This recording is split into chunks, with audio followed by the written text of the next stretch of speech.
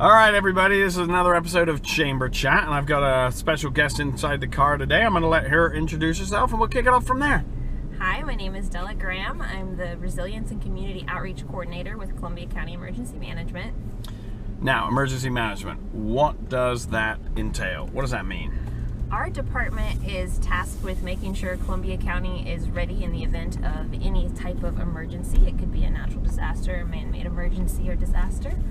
So we're talking about when the big one hits. When the big one hits, that's what my main focus is on. You guys will need that. We'll need you. You will need us, yes. So how's it going to happen? When is it going to happen? Do you have a date? Yes. No, I don't have a date. If I knew the exact date of when the big one would happen, we would be a lot more prepared. Unfortunately, we do not have a date.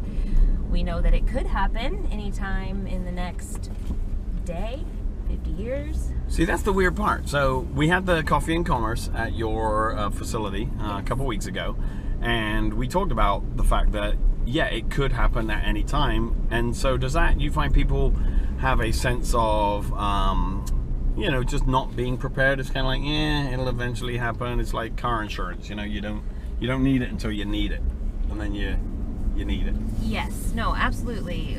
We unfortunately live in a somewhat complacent society, and if we have not had something happen to us recently, we kind of push it to the side of our minds and don't think about it. And the last time that we had a large earthquake in this area that we're expected to have was about 300 years ago. So, I mean, were you alive around then? I'm getting older, but I wasn't. What sort of a question is that? I asked the tough questions. So there's nobody around that experienced this earthquake. So as much as we can tell people about it, they aren't prepared for it, because if you haven't experienced it, you really don't know how to prepare for it. So, well, let me ask you this then. How do you guys know that you're prepared for it? We are working every day to become more and more prepared for it. We know that we live in a similar earthquake zone as in Japan and Sumatra. So the large tsunami that occurred in 2004, the 2011 Japanese earthquake, we are on the same, please don't crash us, we are on the same. Emergency management, we got into a wreck. We're on the same subduction zone that occurs over there. So we're able to look at the type of earthquakes that they've had, the damage that has occurred over there, and get a better understanding of what to expect over here. Now, the one in 2004, that was Boxing Day, right? Or Christmas Day?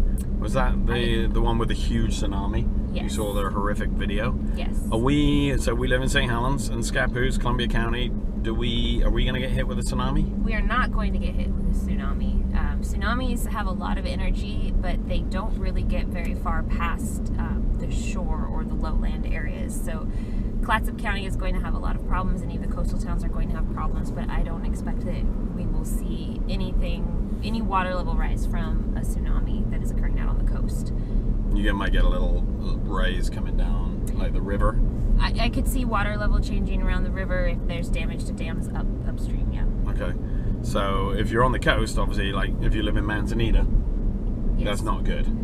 Well, know your tsunami evacuation routes. Just like any disaster, you should know multiple ways to get home from work. You know, make sure you know your evacuation route. Yeah.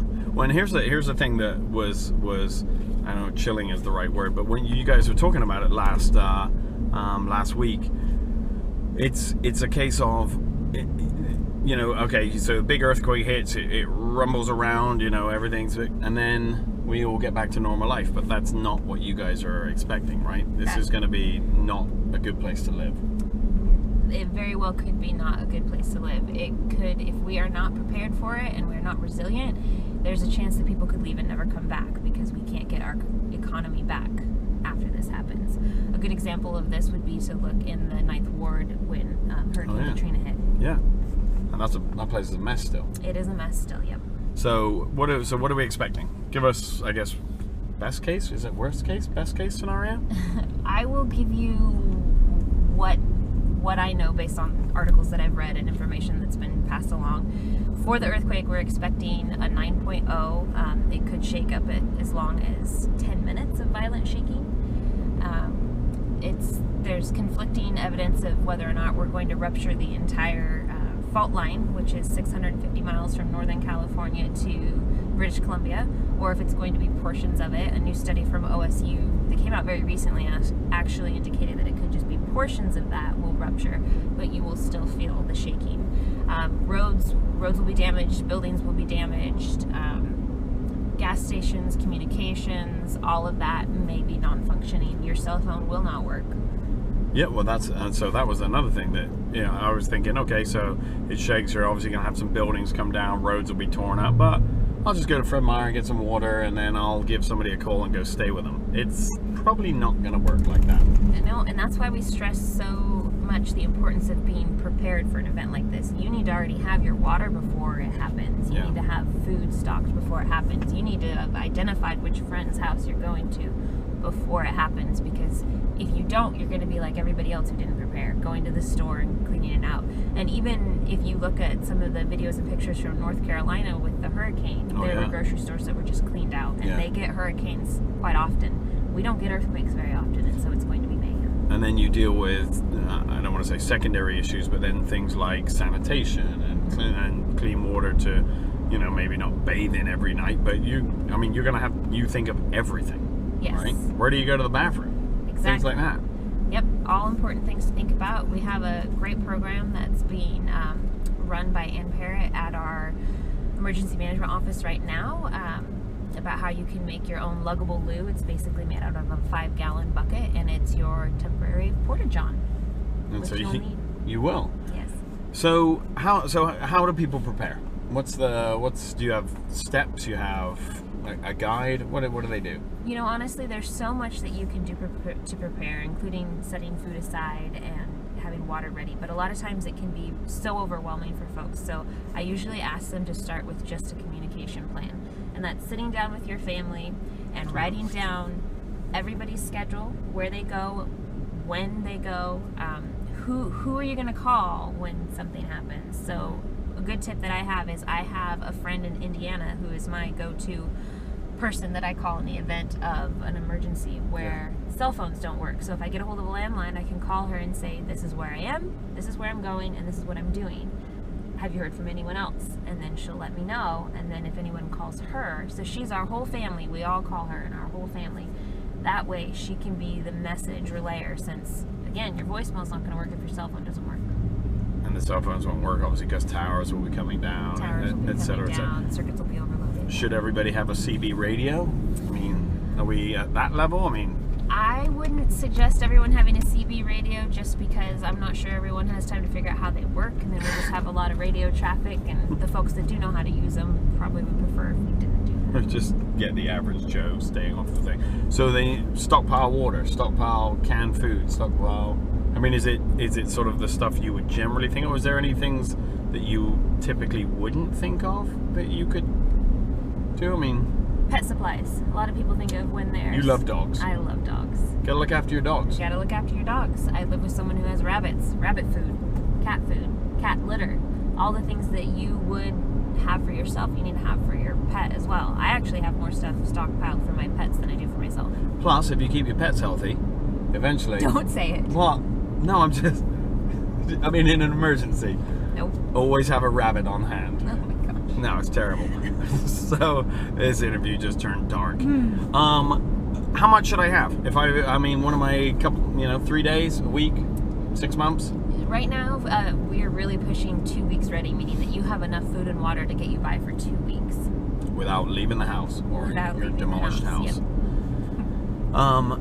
That's a lot of food. A good way to figure out what that looks like is to track your eating habits for the next couple of weeks. It also might help you, eat healthier too, once you realize, oh, I had tacos 8 nights. Oh, yeah. Well, and as weird as it sounds, you won't be able to cook stuff. Or you may not be able to cook stuff. So gas lines, if you have gas in your house, or if you have, whatever you have, there's going to be no power. Yes. Right? So other things like, could you have like a giant camping trip? Propane, little tanks, little stove and stuff? Yep, have all that. That's great. It's scary stuff. It is, but it's also, we have a lot of great information and a lot of great resources that allow us to prepare. So, and I need to do this now. I mean, it could happen at the end of this video. We don't know. Like, really, that's it, right? That's correct. I was surprised when we came to see you guys how few people there are in your office, and how few people you guys are responsible for all of us. Yes, we're responsible for the entire county. So there are three full-time employees. There are 3 interns and 1 part-time employee, which is me.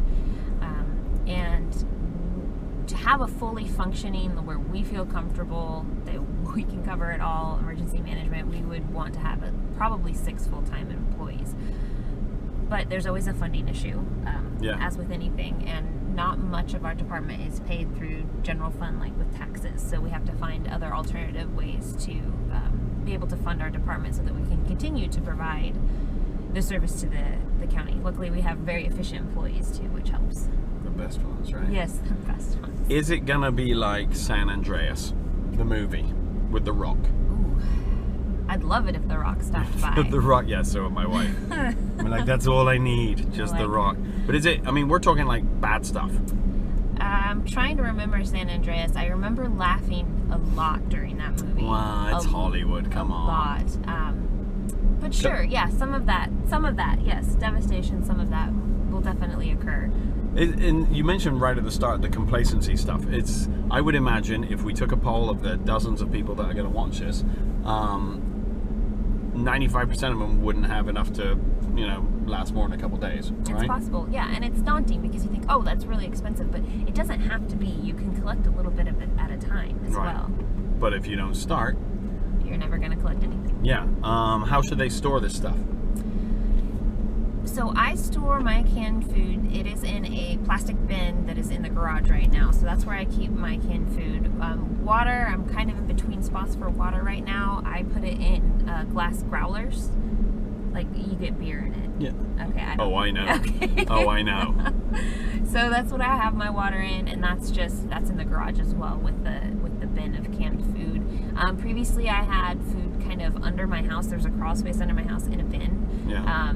Just because it was a cool, dark place, and I don't know why I felt like that was a good spot to put it. Again, I always get the questions of, well, what happens if your house, how are you going to get to it? Yeah. If I could predict which part of my house is going to fall down, I wouldn't put it there, but I can't, so I put it in the spot that I think the food will survive the best in terms of not spoiling. So they don't need to go out and build like a giant concrete safe room for all their supplies and stuff. It's just being prepared, just having enough. Eventually you'll be able to get to some of it. Yes. In terms of it happens, everyone's on their own, the big one hits, all hell broke loose. Where do you guys then fit in after that? How do you get everything fixed so we're all safe again? How do we fix everything? Or is that not your job? I mean, immediate, like first 72 hours, what are you guys doing? Well, what we're going to be doing first is the response to the event. So we will be at the Emergency Operations Center, which is where we had the Coffee and Commerce a couple weeks ago. Yep. And we will be coordinating that effort. That's a costume party. There is a costume party down here.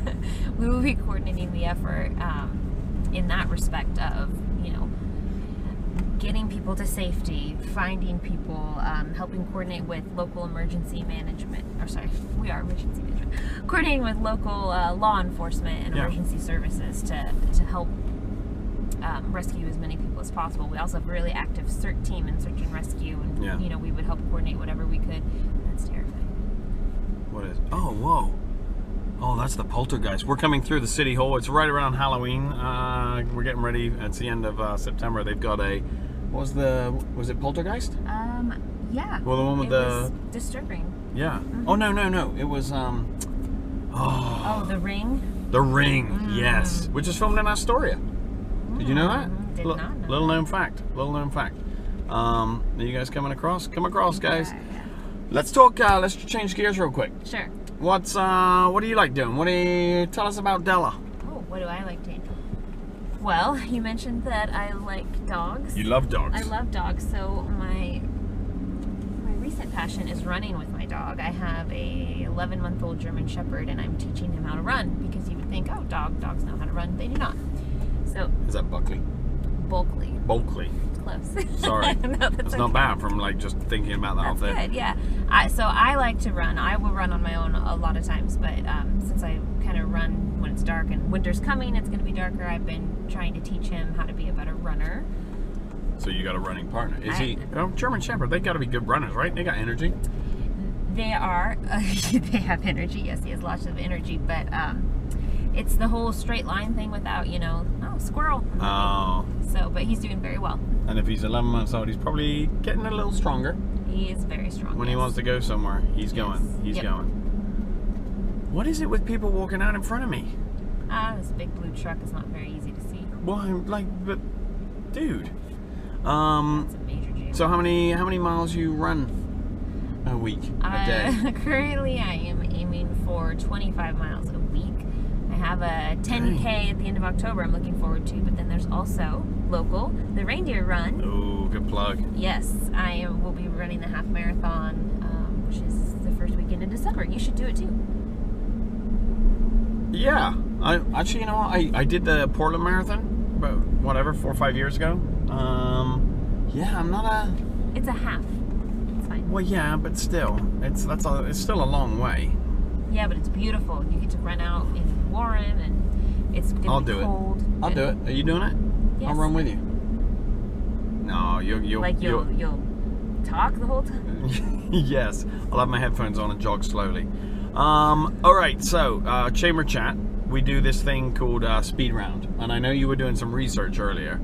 Before we took off, Della was very concerned about the format and how the questions we were going to ask and stuff. And I didn't get this far. And I'm glad you didn't get this far. So, yeah, it's cool. It's just a speed round. So I'm going to ask you questions, right? And you're just going to give me the quickest thing you can think of. Okay. You may be asked to justify some of your answers. All right? Okay. Okay, favorite food, go. Pizza. Everybody says pizza. Okay, it's bread. Whoa, with sauce look at the and body cheese. language now. What more do you want? Okay, so we had this come up the other day with Betty. Does pineapple deserve to be on pizza? Doesn't matter, it's pizza. Well, I think it matters. What's your perfect pizza look like? It looks like it has pepperoni and olives on it. That's it? Yeah. Cheese, sauce, the crust is there usually, but yeah. So that's it? That's kind of bland, kind of... What do you put on it? Like hummus or no? What? Not haggis? What is that stuff you eat over there? Yes, we have haggis on our pizza and anchovies. It's delicious. All right, so that's cool. Favorite place you ever been? Zion. Where's National that? Park. Oh, okay. Geology. Yeah, rock nerd. Yeah. What was so special about it? Just the rocks? It's just beautiful. There's no other place that's as beautiful as that. When did you go there? Oh, that would have been 2003. Yeah. Oh, it's been a while. I'd so like to go back. Yeah. What makes it so special? I just told you it's beautiful. Well, yeah, but so is Gresham. Okay, never mind. I'm not going to be able to explain this to you clearly. Clearly, my IQ capacity. Next question. All right, fair enough. Bucket list place. Ooh, Australia. Why? Is this going to be a ridiculous answer? Are we going to have to censor this? Well, I like the way they talk because they talk funny. Good eye. Right. And Chris Hemsworth, Thor, lives there. So, obviously. Thor? But, he's your favorite Avenger? Yes.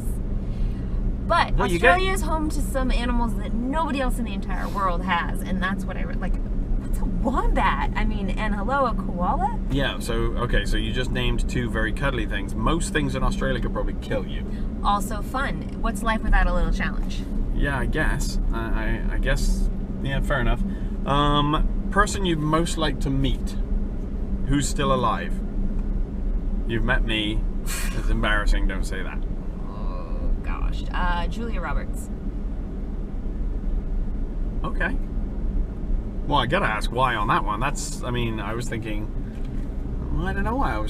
That's a good pick, I guess. You were thinking, the geology nerd would pick a scientist or something like that. Like, some rock hunter or something. I really, really love movies. I love how movies give you the ability to just escape from your world for 2 hours and just, forget everything else and go on an adventure. And some of the earliest movies that I remember watching had Julia Roberts in them, and that includes Pretty Woman, which I realized I don't know how young I was when I saw that. Hopefully not too young. Yeah, no. But Erin Brockovich was another good one that I really, really loved that she was in, and she just won't stop. She just keeps making good movie after good movie after good movie. She's a good one. How about famous person in history that you would, and they can be dead.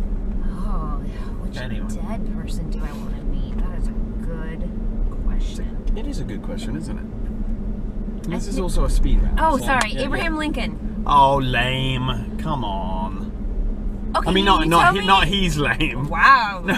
You're Sorry, gonna- America. You're gonna get deported for that. Yeah, no kidding. Oh my gosh. Come on, that's like Benjamin Franklin. Come on, would you really want to meet Abraham Lincoln? What would you Yeah. ask him? What would you ask him?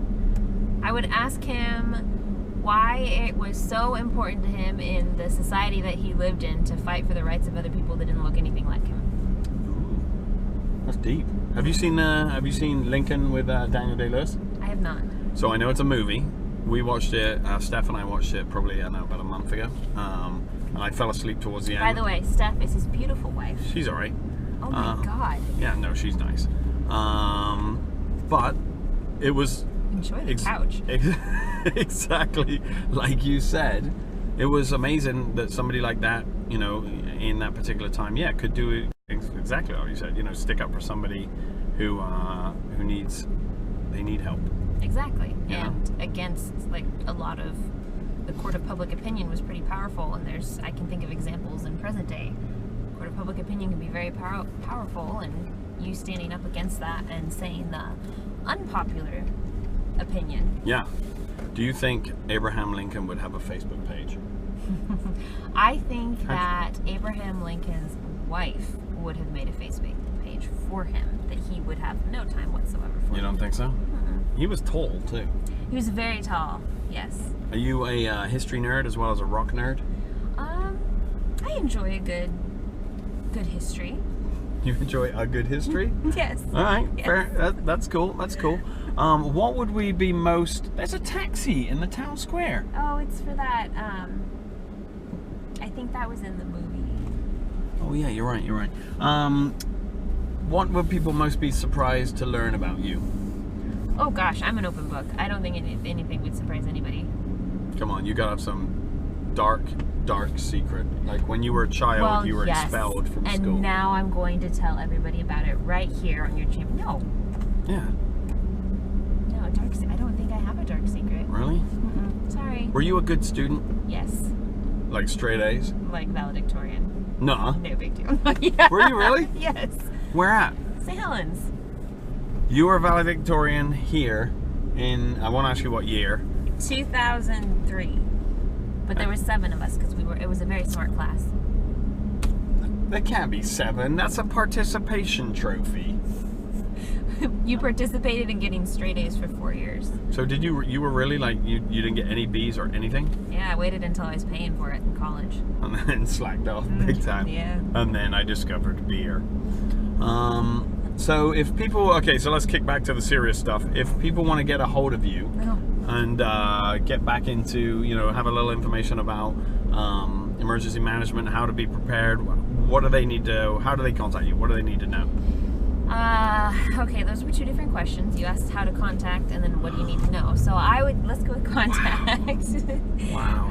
I think the best way to contact us right now is through our Facebook page, just because we have at least 4 people monitoring that right now, and that's been the easiest way for us to get information out and provide a little bit of online training when we can. Yep. And then... Do you want to give that Facebook page? Columbia County Emergency Management. Okay. And then? And then, you know, you can reach out, you can send us a message, or you can post on our Facebook page, and one of us will be able to get that question to the right person. And there's resources, I'm assuming, posted on there for, you know, hey, here's a list of things you need. Here's you know, here's what you need to do to be prepared. We have lots of resources on there. We'll have more on our website, but it's currently under construction, which is why I'm suggesting the Facebook page right now. Facebook pages aren't great about, you know, we posted resources, but now it's, you know, buried under 10 other stories in our news feed. But once we get our website up and running, it'll be a lot easier to link directly to that. Nice. So that's it. That's the end of Chamber Chat. That was fun. It's not that bad, right? If you were trying to convince somebody to come on, who would it be? Like another business? Yeah, somebody that you would want to hear from. Henry. Oh, you'd be a good one. Yeah. All right, Henry. So we'll get you on. Can you make that happen? Oh no, not at all. You're like, I don't know him. I've never met him. I've met him. Yeah, you could make it happen. All right, well, this has been another episode of Chamber Chat, and thank you guys for sticking around and listening to us. Keep submitting your suggestions, just like Della did, for people that you'd like to see sitting in that seat right there. Stephanie, your wife. Oh, that would be so bad good. idea. Bad idea. Oh, the honesty would be so good. Yes. Yeah. Dumbest thing you've ever done. Married. Oh, for me. Terrible. All right, everybody. We will catch you on the flip side. Thanks for checking in, and we'll talk to you later. Say bye.